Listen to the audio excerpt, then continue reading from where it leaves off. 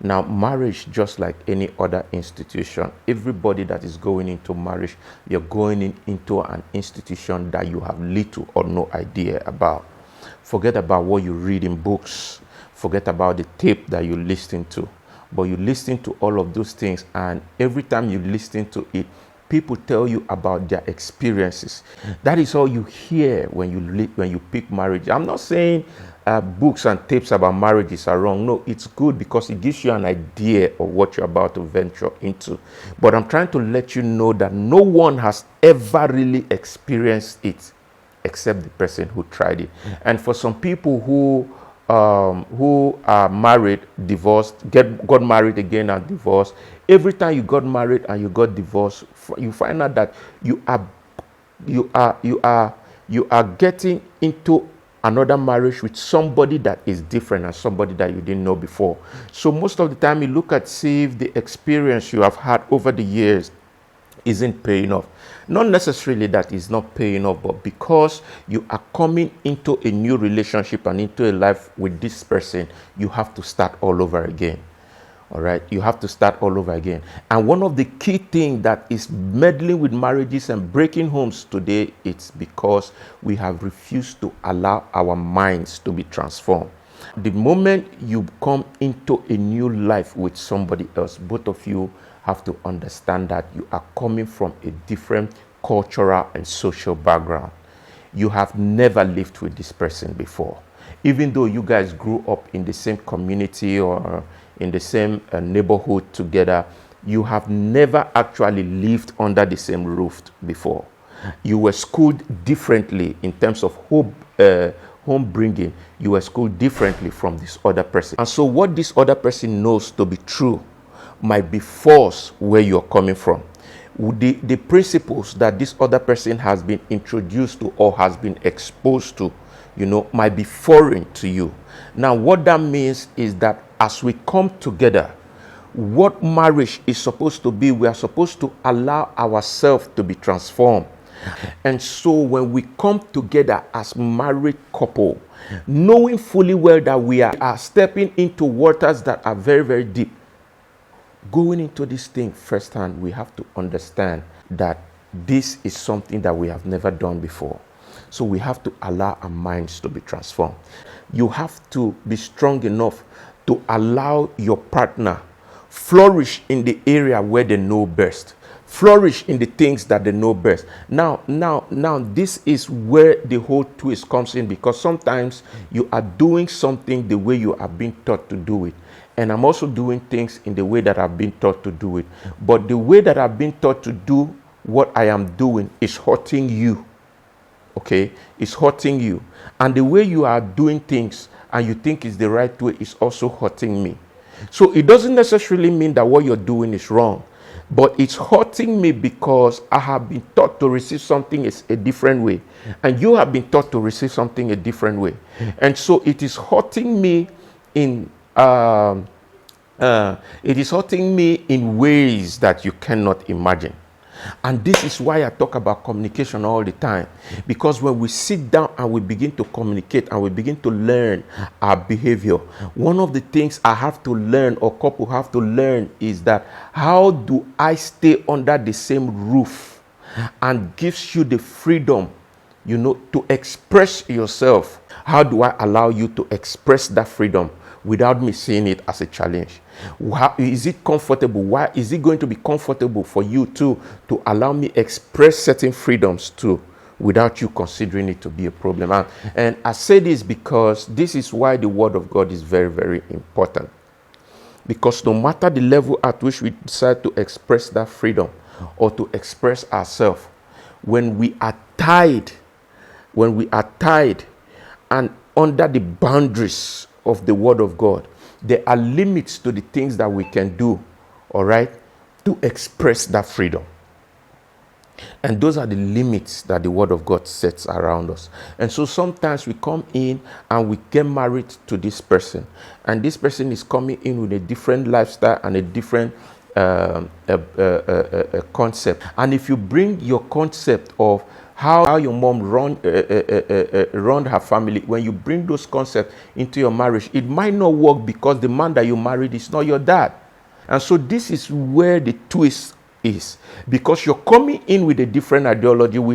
In my previous video, I talked about modeling, how that the things that we model around our children begins to shape them and it begins to mold them. Even though some of these things have been modeled in front of you by your parents, even though they have been modeled in front of you by your parents, would you allow yourself to go through transformation?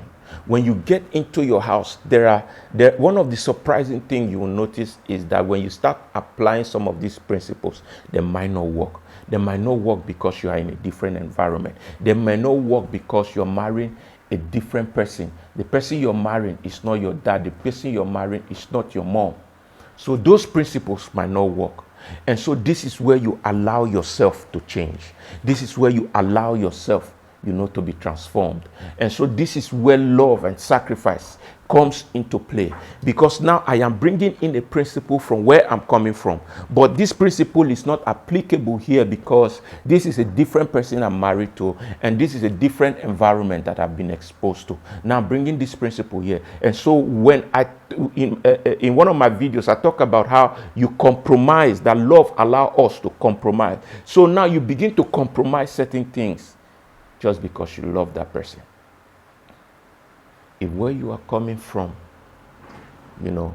certain things was done, like this, and now you're here, even though you're doing this thing, this person does not see it as love.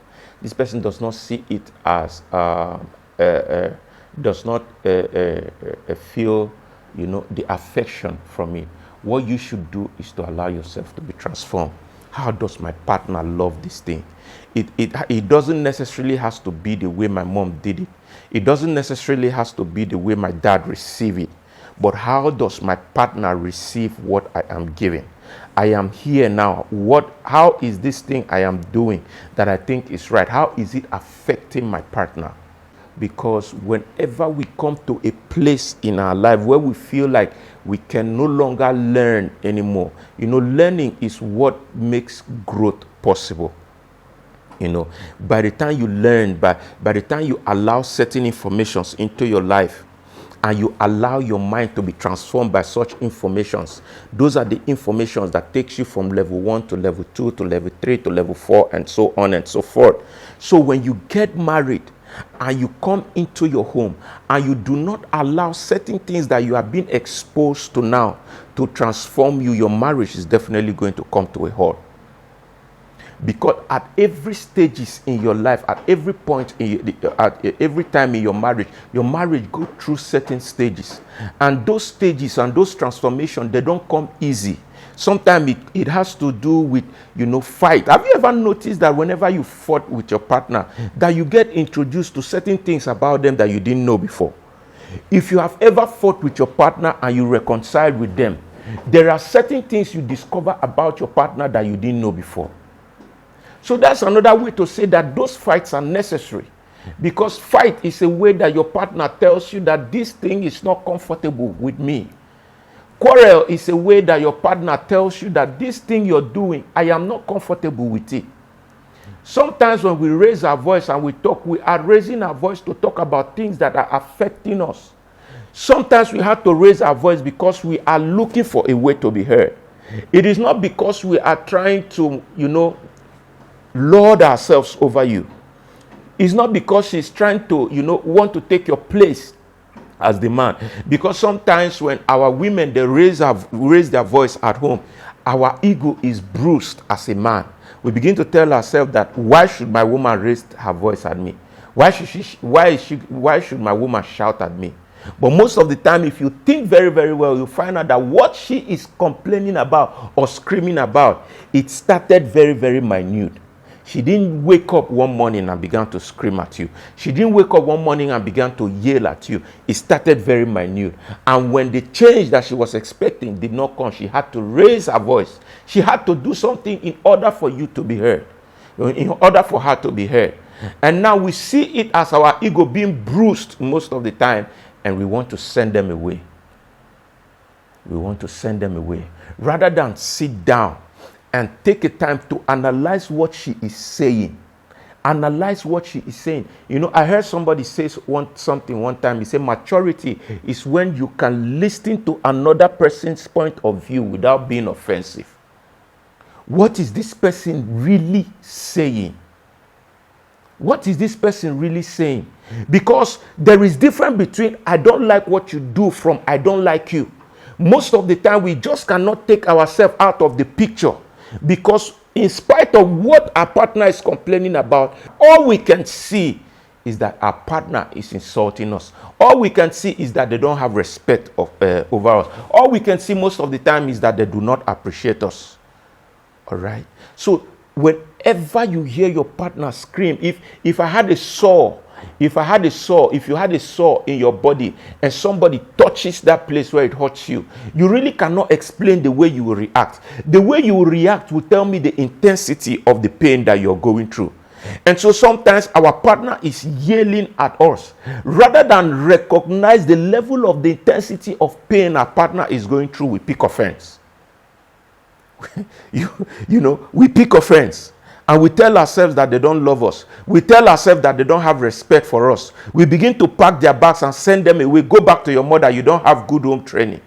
Rather than think, why is she yelling at me? What is it I am not doing right? What is this thing that she is complaining about? And most of the time we talk about, I love you, I love you, I love you. Love is not just something we say in words. Love is something we back up with actions. Because love most times has to do with the things that you have to put aside for somebody else's happiness. So when I hear my partner complain about something and I really, really love them, it is now left for me to change. It is now left for me to drop that thing that I am doing, and see things, from my partner's point of view. And look at the areas where I can compromise. Look at the areas where I can step down a little bit so that my partner will be comfortable. Apostle Paul put it this way. He says that be careful that the exercising of does not become a hindrance, to somebody else's that is just growing up. Because to you, sometimes some of the things that you're doing might not be an offense to you. And so sometimes the exercising of our means that we have to compromise things that are things we have to take ourselves out of some level of comfort in order for us to be able to accommodate the people that is around us. Okay, so that is what love is all about. Love is compromise. Love is seeing things from another person's perspective. Love is trying to listen to your partner and not see that they are trying to lord themselves over you. I am not saying that there are not cases where people don't lord themselves over you, but some of you understand that you had to break away from your partner. You had to go through that divorce and separation from your partner before you are able to realize that so these things that my partner was really complaining about was really hurting them, and there was something I can do to really help them and make life easier for them. Why would you have to go through that period of separation for you to realize that? You go out every morning and you come back, most time you come back around 10 o'clock and your wife has already gone to bed. She wants to spend more time with you. She want to, you don't come back home on time. You spend time with other things, and when you come back, you just go to bed to sleep. And one day she wakes up and she begins to yell. Rather than sit down and think, this thing my partner is talking about, she really wants to spend more time with me. Rather than try to make adjustment to see how you can spend more time with them, or discuss with them and tell them why you have to stay out that late.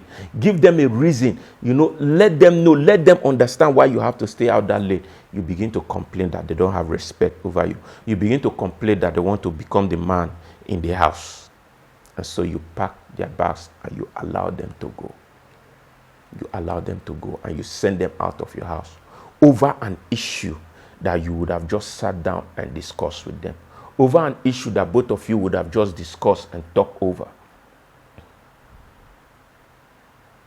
I am saying this because these are the little foxes that are, just like the Bible puts it, these are little foxes that spoils the vine. I'm saying this because these are minute things that sometimes we overlook. You know, it is not only infidelity, you know, that breaks marriages. So it's not only when you caught your partner in bed with somebody else, all of those things. Those are not the things that is causing divorce these days. So the things that is causing divorce these days are things that are very, very minute. And when you listen to these people talk about these things that separated them, and you begin to ask yourself, my God, it is just this thing, only this thing.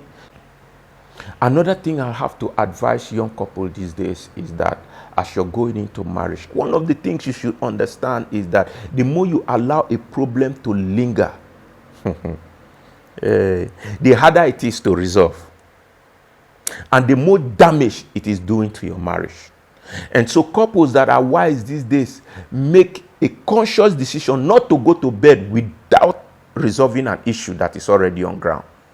We cannot go to bed in that nature, because whenever we have an issue on ground, on my ego is bruised, I begin to think bad and evil about my partner. You begin to think about your past life. You begin to think about your past life. You begin to think about, you know, all of your exes. And you begin to think about all of your exes and the rest of them. And so all of those things are things that begins to destroy your marriage, because you are allowing external forces into your marriage. When we talk about external forces, it's not only when you allow your mother-in-law to begin to, you know, poke nose in your affairs. So those are not the only external features we are talking about. External features most of the times are thoughts that comes back to hammer on your marriage, to destroy your marriage. Because the Bible says that as a man thinketh in his heart, so is he. So the thoughts that you allow into your head, they come back to fight your marriage. And so never you allow any issue unresolved before going to bed. Whatever the issue is, whatever it is going to take for you guys to resolve that issue, don't go to bed without resolving that issue. I'm not talking about the one that you pretend like you have resolved the issue. I'm talking about resolving the issue and knowing that issue is resolved. We've gotten past this. Now let's move on to the next thing. You see, one of the things you will not even, people fail to understand again in relationship is that whenever you fight over a particular thing and you resolve that issue, you never have to fight over that thing again. People say this all the time. This has always been a problem in our marriage. This has always been a problem. No. It is not the same thing, and it is not in the same context, if you think about it very, very well. And so whenever that thing happens, make a conscious decision to address it. Make a conscious decision to see how that can be, you can make certain adjustments for your partner to be comfortable. All right, so thank you guys for being a part of today's podcast. My name is Freeman Archie. Like you all know, I'm a photographer. This is what I like to do when I'm not behind the camera and when I'm not taking photos. Thank you for watching. Information are on the screen how you can book my services. All right, I'll see you guys in the next one.